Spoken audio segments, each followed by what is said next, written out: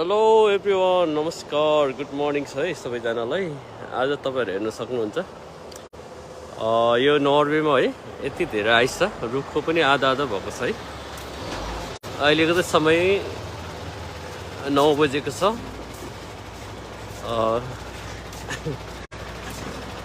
एकदमै धेरै आइस भएको अवस्था हेर्न सक्नुहुन्छ।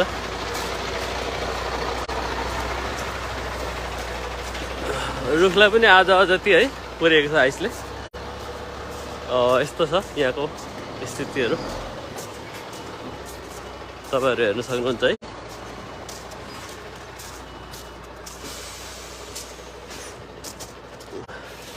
अहिले चाहिँ म नर्वेमा छु। यो चाहिँ ओस्लो नजिक हो। एकदमै धेरै मात्रामा यस्तो परेको अवस्था छ है, हेर्न सक्नुहुन्छ।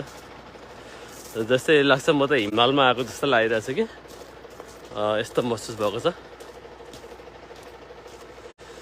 तपाईँहरू हेर्न सक्नुहुन्छ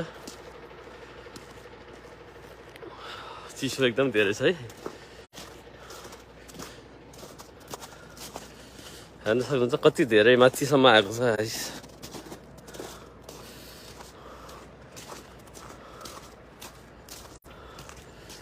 यस्तो अवस्था छ। गाडी चाहिँ बाटो हिँड्ने चाहिँ सफा गरेर झन् गाडी चाहिँ हिँड्न सक्छ है, नभए त गाह्रो हुन्छ। त्यो पनि यो चाहिँ सल्ट वाटर हालेछ, बाटो सफा गरेकोले गर्दा अलिक सजिलो भएको छ।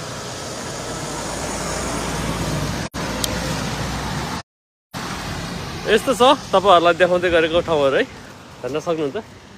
मेरो पछाडि पनि धेरै आइस छ है। यति धेरै माथिसम्म आएको छ आइस। हेर्नु त यहाँ धेरै कति छ यहाँबाट माथि। यति धेरै माथि यति हाइटसम्म आएको छ। यस्तो ठाउँहरू छ हो, चिसो छ है। यस्तो ठाउँहरू छ हेर्नु न।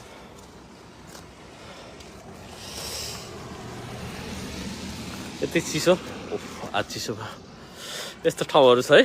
यो युरोपमा त अलि यो नर्वेमा धेरै नै आइस परेको अवस्था छ है। चिसो भयो। यस्तो ठाउँहरू चाहिँ अब घुम्दै तपाईँहरूलाई पनि देखाउँदैछु है। यस्तो ठाउँहरू है, हेर्नु न कति धेरै आइस होइन। धेरै माथि कति फिटसम्म छ, त्यति माथि छ आइस है। यस्तो ठाउँहरू छ है, हेर्न सक्नुहुन्छ। बाटो चाहिँ हामीलाई यो सल्ट वाटर हालेको हुन्छ, त्यसले गर्दा अलिकति हिँड्नु सजिलो हुन्छ, त्यही भएर हो। नभए त एकदमै गाह्रो हुन्छ।